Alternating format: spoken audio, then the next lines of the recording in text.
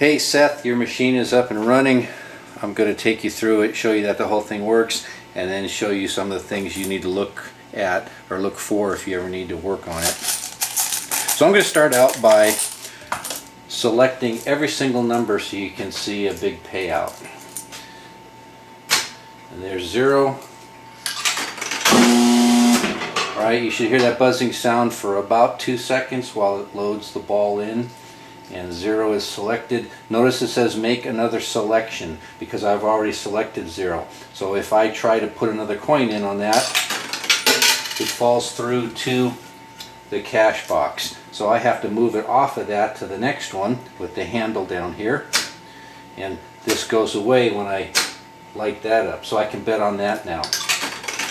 Alright, I'm going to go through here and just light them all up. Alright, all the numbers are lit up, and now we'll launch the ball pressing the button in the front.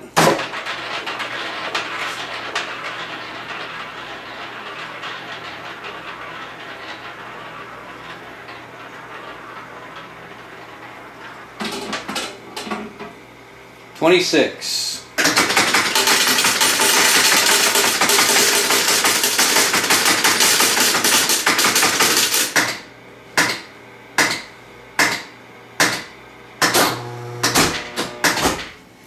And every time it plays, you'll hear the same thing. You'll hear that click, click, click, click, click, click as it's going through looking for different things to pay out on.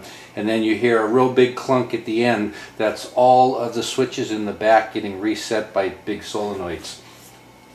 Let me show you some other bets you can make. Let's say I just want to bet on a couple numbers. We'll do 21. Okay, make another selection, so now I can go to another number, let's say 31. And then when you get down to the end here, you've got this whole entire row you can bet on, this one, whole entire row, or this one. But you can't bet on all 3 rows. So when I select this row, notice how first row lights up. And then when I go to second row lights up. Third row lights up. So I'm going to bet on the first 2 rows, and when I put the first coin in, this will increment to 1. Okay, and I can bet some crazy number like up to 47 or 45 coins on it. I'm not going to go that high. I'll stop at 3, and see, it says I can keep depositing coins on it as long as I want, so I could go 1 more to 4. And then when I turn the knob to the next row, this lights up. This is still sitting at 4. I can bet a bunch on here. Okay, 3 on there, and each one pays 3 to 1, as it says. Now, when I've bet on 2, I can't bet on the third. So watch what happens when I click my knob and go to the next one. This says make another selection, and if I put a coin in, and you listen carefully, that fell through to the cash box. So if you're ever putting money in that keeps falling through to the cash box, check and see if this make another selection light is on, because that means you're on something you can't bet on. But if I continue to rotate, now I come across here. I've got these 3 groups of numbers, which is here, here, and here. So I'll skip the first one, go on to the second one. Let's bet a couple there. And this increments up to 2. I'll go to the third one. Bet a couple there. Okay, then past that, it comes down to this bottom row, and now 1 to 18 is half the board. So if I bet on this, then I'm going to be guaranteed to have some kind of winner because I'm covering every single number. But notice that this is lit up and it's 1 to 18 or 19 to 36. So this is lit up here, and if I go all the way over to here, then this side lights up. I can only bet on one or the other. I can't bet on both. So I'll come back and I'll do the 1 to 18, put a couple coins on, and then come across, and this is my even and odd. So likewise, I can bet on one or the other, but not both. So I'll put a couple on even. And then same thing with red and black. When I go over here, I got black, red, I'll go for red. put a couple on here. And this increments up. Now, I've bet on all of these, one or the other, so watch what happens when I try to go back to black. It says make another selection. Okay, likewise, if I try to go forward to the odd, make another selection, make another selection. Only when I get past this do I get over to here, and now I'm back on betting on numbers again. So you got to watch for that. All right. Now, when I look at the ball,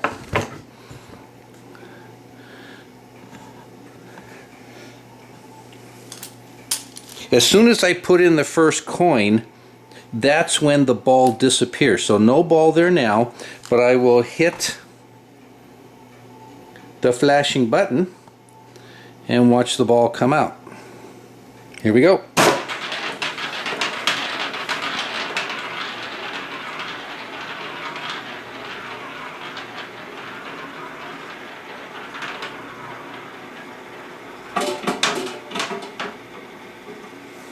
All right.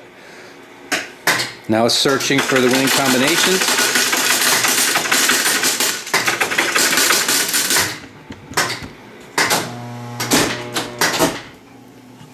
And it all came out here. Notice that the ball is sitting there, and that's where it'll stay until you place the next coin in, start the next cycle, then the ball drops down. But there's two balls in here because as this one's sitting waiting to drop down, the other one is down that hole waiting to come up and be put next to the plunger. So while one's waiting to be brought up into playing position, the other is sitting here. Alright, you were missing this plastic altogether, so I put one in.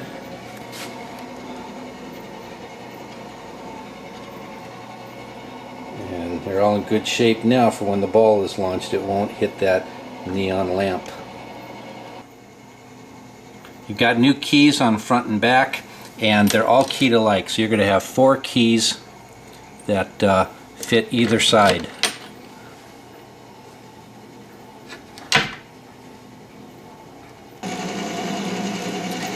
In my first video where I showed you all the problems with the machine, you remember I said that this motor was binding. Well, I've taken it apart and cleaned it all up, and so now when I push on this shaft, notice how it goes in, pops right back out. So it's good, clean, easy, freewheeling, no binding, and that's what you need for this motor to work properly. Alright, on this plumb bob and shaft, when this rod touches the metal, you would get an alarm, a buzzer, and what I did was I just put a calling card wrapped up to insulate it so you don't buzz, because these things are super hard to adjust. You can never keep them in adjustment since it's such a small amount of wiggle room there. They wanted to have this thing where if anybody even bumped it the slightest, it would buzz. Okay. So I just leave it bypassed, but if you want to, you can remove that, and you may have to tweak this rod, bend it around, and get it just to sit right in the middle. And depending on what surface you're on, the slightest bit of off level whatsoever is going to cause that to go touch. So it's just it's doable, but it isn't worth the hassle. So I leave it bypassed. If you need to get to the coin hopper, there's a thing right there and another one right here, a thumb screw. Put those out of the way, pivot this back, and this is your credit button. If I push that button, it's just like putting a coin in, and I would bet right now on number 2 because that's what's selected. But here you pull this back. Try to get my one hand in here while I'm holding the camera with the other. Okay. And so you have your coin hopper here, but I need to tell you something about the way this game pays out. Mine does it, others I've worked on do it. and that is if you were betting just on like a single thing, like you're just going to bet on black only, okay, and black comes up, well, that pays 2 to 1. But you may get 2 coins, you may get 3, you may only get 1. And remember, this game was an experiment. It was put out as a test to see how the market would do, and it didn't do real well, so they pulled it and never actually got out there in production. But one of the reasons why is because of the design of this hopper. Notice this little finger, the coin switch, that's what the quarter rides. And if you've ever seen any other hoppers like this from slot machines, they never do this. This isn't a very good design. This wire can get bent very easily if you're not careful. It's in position now and working good, but the problem is, see how this coin, it's gone past the micro switch and it has triggered it, telling it that that's another payout, so it's been counting it. But look where the coin's sitting. It is supposed to have ridden down this rail and fall into the coin return box here, your cash box. But see how it's still sitting there? The spinning of this, the momentum usually lets it ride down. It's got enough momentum that it goes out. But sometimes, like in this case, it doesn't, and it's sitting there. I've tried to polish this up a little bit, but still. So my point is that that coin should have come out from the last payout. So you were shorted by a coin. But the next payout, you would get it. And also, when this thing stops spinning, it will sometimes spin for just a little bit longer and you'll get an extra coin. So my point is, if you're just playing small bets and expecting to get 2 for 1 or 3 for 1, you may not get it, and that's just inherent in the way the game's designed. So I bet on multiple things anyway, so when you're getting paid 20-30 coins, if you're off one, you don't even know unless you take the time to count it. But unfortunately, that's one of the drawbacks of the game that you have to put up with. And when you get this game, the first thing you're going to want to do is open this up and put a bunch of quarters in here. It was empty and I filled it with quarters in order to test it and repair it, but it will be empty when you get it. So open this up and put enough quarters in here so it's kind of leveled out. You know, it's maybe like $20 worth of quarters or so. The excess, as this fills up, the extra coins will fall this way and go down into that cash bag underneath.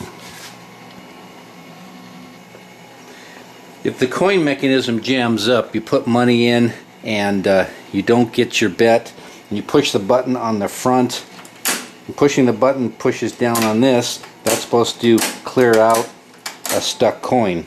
But if that doesn't work, pushing that button on the front, then you open this up and you've got 2 levers here. You pull these levers up and that allows you to tilt this outwards, forwards, and then pull it straight up, and the pegs here come out right here and here, and you can see what's going on.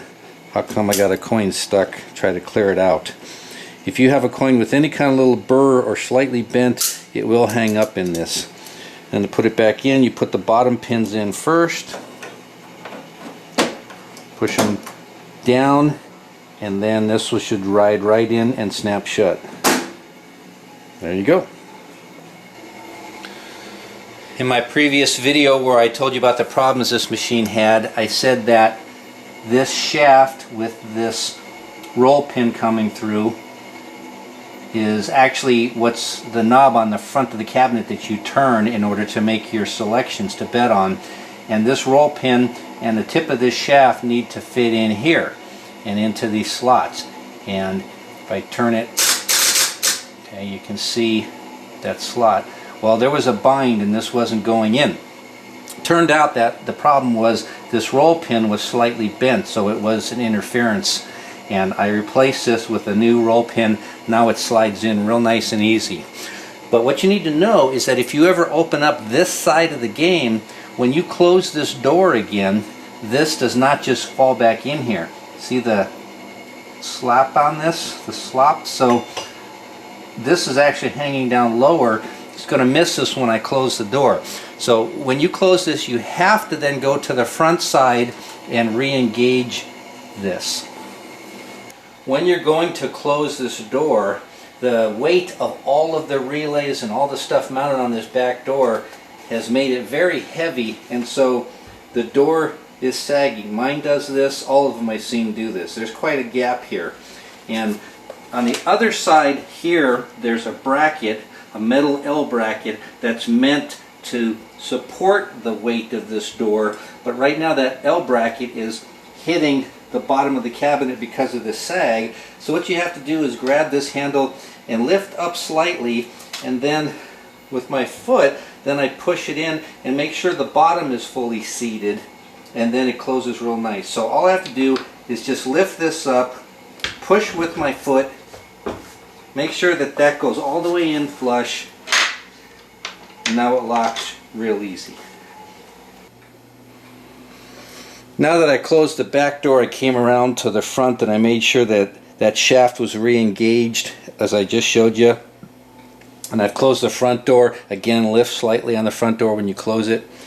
This knob does have detents. You can feel it sit in each position, but it does turn very easily. If you have not fully seated the shaft in that back wiper assembly, if it's not fully seated, then this knob is going to be slightly pushed out and you will have a bind, you will feel it, it's hard to turn. So when you get it, feel this and be used to that, or know what it feels like, so that if you ever don't fully engage it and you have a binding, you know that's what the problem is. It's in the back there, you're not fully engaged. For more information, visit GameRoomRepair.com.